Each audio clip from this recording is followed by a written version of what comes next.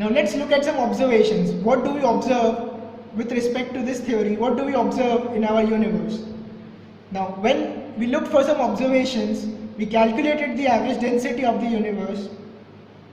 What we found was the average density of the universe was way less than the critical density. Now the theory predicted that the value of average density is somewhere around the critical density. So the critical density value, let us take a new page. So the critical density value is somewhere around 5 atoms per cubic meter, or you can also write it 5 into 10 to the power minus 3 grams per centimeter cube.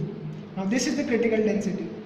Now what we saw in our observations was, we found it to be around 0.2 atoms per cubic meter, which is way less than the critical density.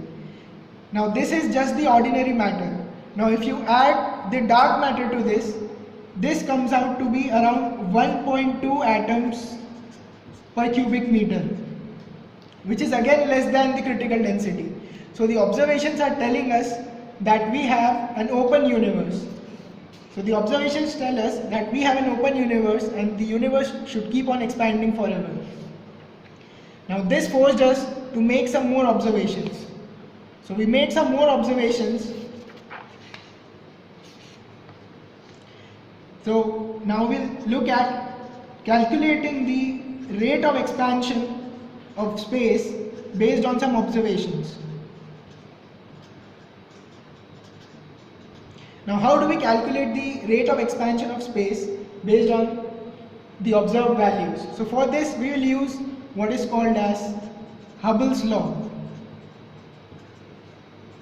So Hubble's law states that the velocity with which an object is expanding or with which an object is receding away from us is equal to the Hubble parameter times the distance of that object from us. So this is the Hubble's law. So using this we can find the value of h naught. This h naught, the Hubble parameter, which depends on time, the h naught Hubble parameter is what will give us a measure of the rate of expansion of universe. This is what we need to find. So for this we need the speed of a galaxy that is receding away from us and the distance of that galaxy. So how do we calculate the speed of a galaxy that is receding away from us? Pretty basic stuff. We use Doppler effect, the red shift in the light that we receive from that galaxy. So the galaxy emits light, we receive it through our telescopes, we study the absorption spectrum of that light. We know that the galaxy is mostly composed of hydrogen, so we compare that absorption spectrum with the hydrogen atom that we observe on Earth. Then we see that the spectrum is shifted towards the red side. So this is the red shift. Now we calculate the red shift, and then from that red shift we calculate V. So the red shift gives us a parameter called the Z parameter, which is delta lambda upon lambda. This lambda is the wavelength of the light that we get. Delta lambda is the shift, the red shift. Delta lambda is the shift of that absorption line. So using this delta lambda upon lambda, we calculate the Z parameter.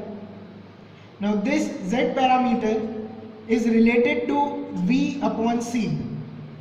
This is somehow related. So now C, we know the value of C is the speed of light. This V is this speed of galaxy. So using the value of Z and using the value of C, we can find V. Pretty basic, Doppler effect.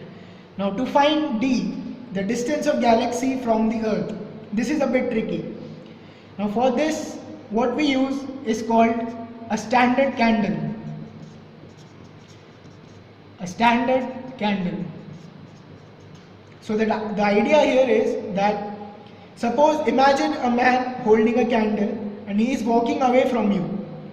So what you will see is that the brightness of the candle will decrease. The apparent brightness of candle will decrease as the man moves away from you. So using that apparent brightness, and you know what is the actual brightness of the candle. So using that ratio, you can calculate the distance of the candle. So that is the basic idea here. So as our standard candle, the most commonly used standard candle in astronomy is a Cepheid variable star. A Cepheid variable star. So this Cepheid variable star is a red giant star that keeps on changing its brightness at a regular period on a scale of about 2 to 100 days. So every 100 days it will change its brightness. So we see the brightness of the Cepheid variable star, then we know what the actual brightness is. Now based on that we calculate the distance, this d. Now in 1998, there were two teams of astronomers. One was in America and one was in Australia. So these teams of astronomers, they set out to find the value of H0 and hence find some value for the expansion of space. So what these astronomers did was use the Doppler effect and the redshift to find V. Then use the standard candle, and the standard candle that they used was the white dwarf supernova. So using a white dwarf supernova as the standard candle, they found out the value of D, and using Doppler shift they found out the value of V. So now they know the velocity with which a galaxy is receding and know the distance of the galaxy from Earth. So they carried out a lot of observations, found out the value of H0, and what they saw, the results that finally came up were shocking. What they found out from the observations was that the universe was expanding. They had previously expected that, as the theory predicted, that the gravity, the stuff that is present in the universe, would slow down the expansion. But what they observed using the data was that the expansion was accelerating. So it was getting higher and higher with time. So it doesn't make any sense. The astronomers were hesitating in publishing their results. This really doesn't make sense. The expansion was increasing with time. So how did we solve this problem then? Now comes the dark energy. So we saw that the expansion of space is increasing with time. Now the space that is basically empty, there is nothing there. The space is devoid of any radiation or any matter. That space is expanding and the expansion is increasing with time. How do you explain this? So we came up with an idea called dark energy.